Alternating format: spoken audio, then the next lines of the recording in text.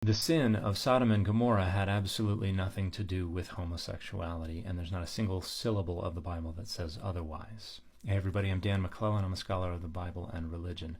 And if you accept Genesis 19 on its own terms, the sin of Sodom and Gomorrah was very clearly threatening to sexually assault visitors in an effort to dominate and shame them.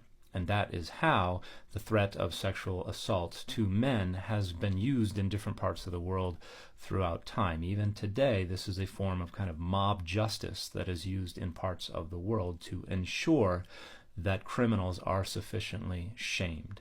Now, there's absolutely nothing in the story to suggest anyone had a homosexual orientation. In fact, they had no concept of a homosexual orientation in the ancient world.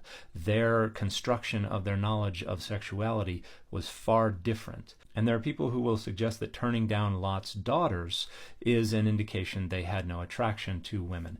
Sexual assault is not about attraction, it's about power, and they don't actually turn down Lot's daughters. They get angry at Lot and say, we're going to treat you worse than we were going to treat the two men, which not only explicitly points out that their attempt to sexually assault them was explicitly maltreatment, was explicitly an attempt to dominate and shame them, but it doesn't actually say anything about their sexual orientation. And the parallel story in Judges 19 actually has the man throw his concubine out into the street, and she is sexually assaulted throughout the night, leading to her ultimate death.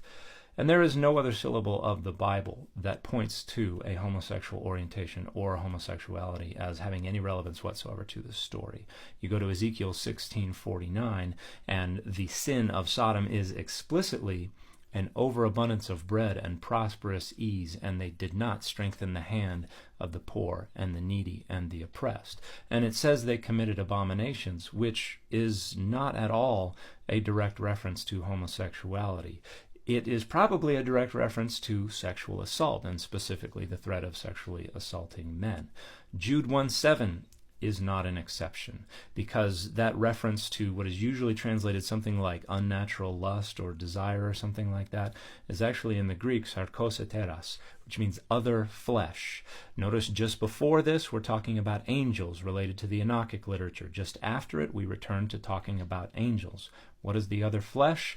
Angelic flesh. Human and angels are not to have sexual intercourse. This was a controversy at the time because the Enochic literature understood the B'nai Elohim from Genesis 6 to be angels, and their sexual intercourse with human women was considered controversial. A lot of people argued, no, they're not sexually compatible, they couldn't do that. Angels don't even have the agency to be able to disobey God anyway. So this is what Jude 1:7 is referring to, and there is no other syllable of the Bible that in any way, shape, or form suggests that the sin of Sodom and Gomorrah was homosexuality. It was inhospitality, threatening to sexually assault visiting men as a means of dominating and shaming them.